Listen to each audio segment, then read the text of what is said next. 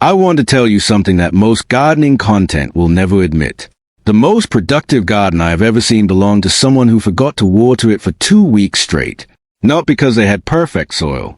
Not because they used expensive fertilizer or followed a complicated schedule. But because they made one decision at the very beginning that changed everything. They chose the right plants. Because here's the truth nobody tells beginner gardeners. Most plants that fail in home gardens do not fail because of bad gardeners. They fail because someone put a high-maintenance plant in the hands of a real person with a real-life, a job, a family, weekends that disappear, weeks where the garden is the last thing on your mind. The solution was never to become a better gardener overnight. The solution was to choose plants that were built for exactly that kind of life. 13 plants. That is what this video is about. Some of them will forgive you for forgetting to water. Some will keep producing long after you assume they were done. Some will grow back stronger every single time you cut them. And number one on this list, the plant I have been saving for last, has been feeding the same family from the same patch of ground for over 20 years without ever being replanted. I will get to it.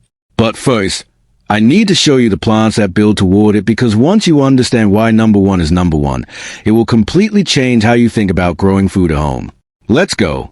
There's a version of gardening that looks like work. Stakes and trellises and pruning schedules and fertilizer calendars and soil tests. That version exists, and for the right person, it is genuinely rewarding.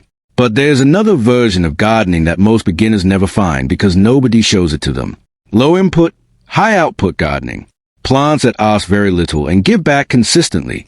Plants that tolerate the missed watering, the forgotten week, the unplanned trip, the life that does not pour for the garden. Plants that do not punish you for being human. Every plant on this list falls into one of 3 categories. Fast producers, plants that give you a harvest so quickly you barely have time to doubt them. If you have ever started a garden and lost patience waiting, these are the ones that keep you going. Cut and come again workhorses, plants you harvest once, and then again, from the same roots, for months. One planting.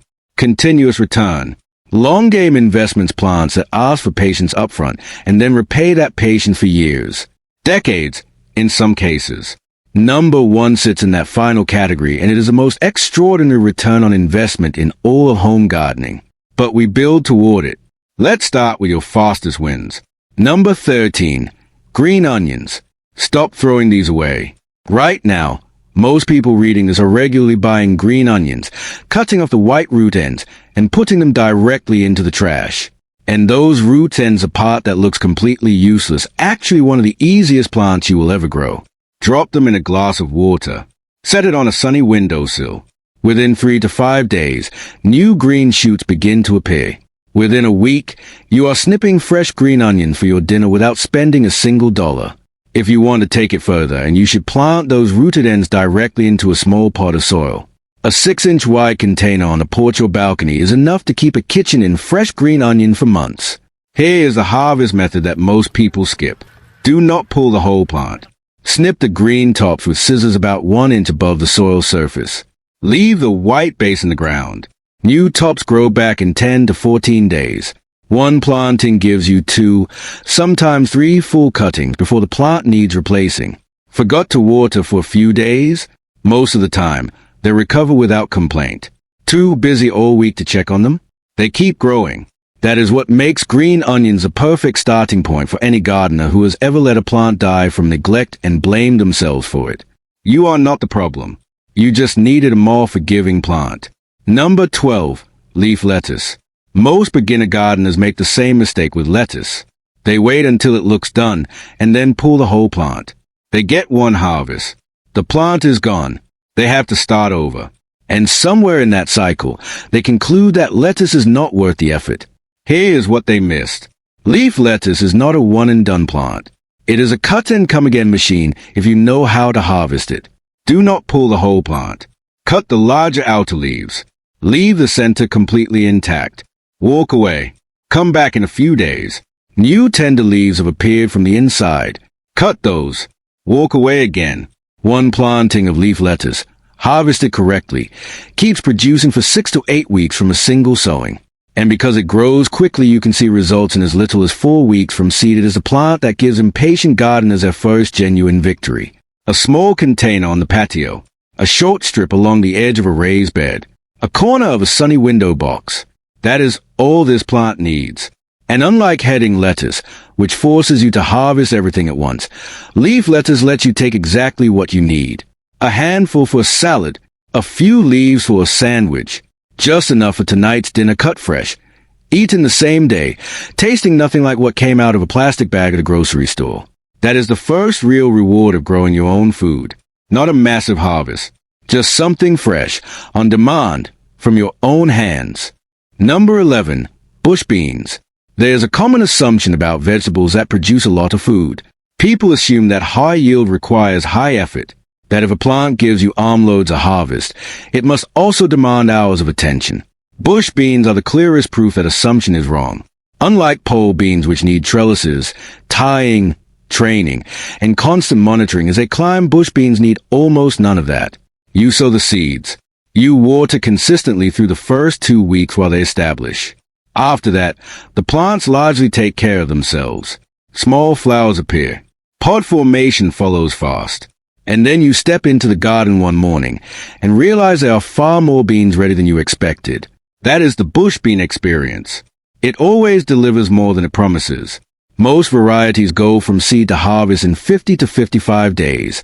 That is fast enough to keep new gardeners from losing patience, and productive enough to supply several meals per week once they start producing. They stay compact. They do not sprawl.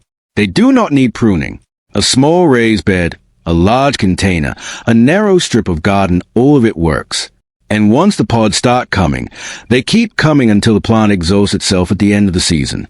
One tip that doubles your harvest: pick consistently. Every pod you harvest signals the plant to produce more. Leave pods on too long and production slows. Stay ahead of the harvest and the plant keeps paying you back. Those 3 are your quick wins. Fast results, minimal setup, maximum forgiveness of beginner mistakes. But the next group, numbers 10 through 60s, are the workhorses.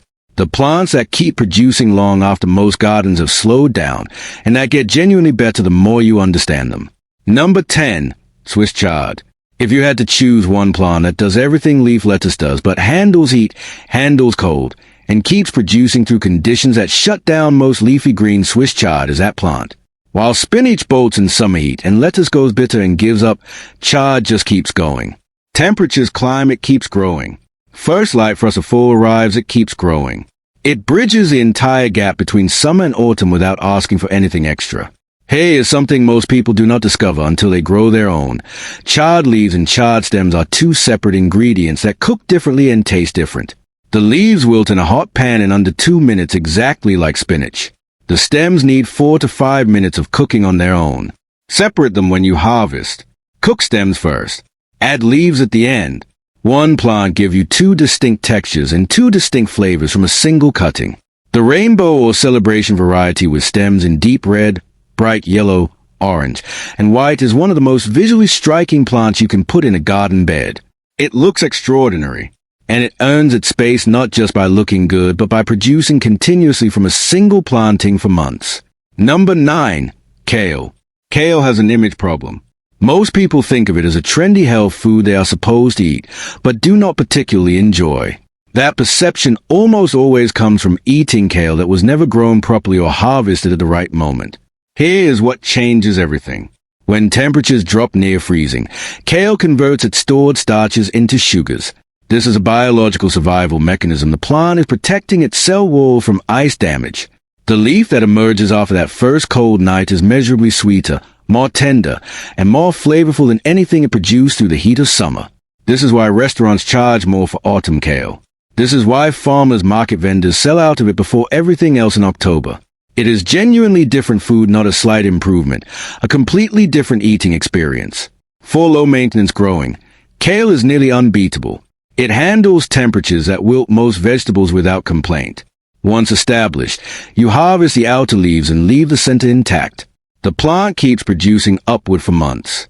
One planting can carry you from July all the way through November, and in mild zones, into December. The varieties that consistently deliver the best fall harvest quality: lacinato, also called dinosaur kale, and red Russian. Number 8. Collard greens. If kale is tough, collards are tougher. Harder than kale.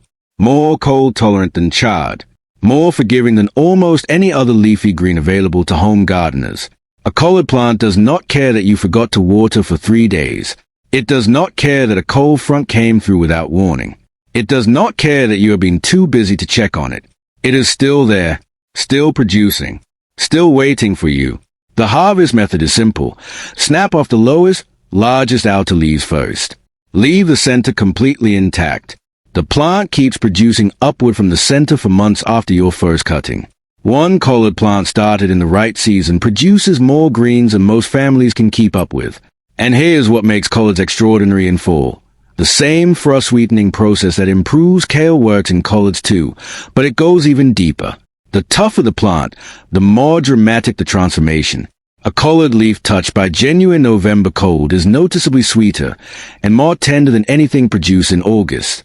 This is a plant you can almost forget about, and it will still be there producing when you come back. Number 7. Cucumbers. There's a specific moment that every cucumber grower eventually experiences. You check the plant in the evening. Nothing quite ready yet. You come back the next morning. 3 cucumbers are hanging at perfect harvest size, seemingly appeared overnight. That is the cucumber experience. Once this plant starts producing, it does not stop as long as you keep harvesting. Every cucumber you pick sends a signal. Make another one. Leave cucumbers on the vine too long, and production slows.